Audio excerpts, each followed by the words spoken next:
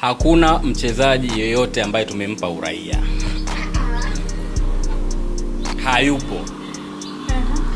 Singida hatuna mamlaka ya kutoa uraia. Sijaombea mchezaji yoyote uraia. Kwa hiyo ni swala ambalo sisi wenyewe hatupendi kulizungumza kwa sababu hali tu. Uraia ni kama dini.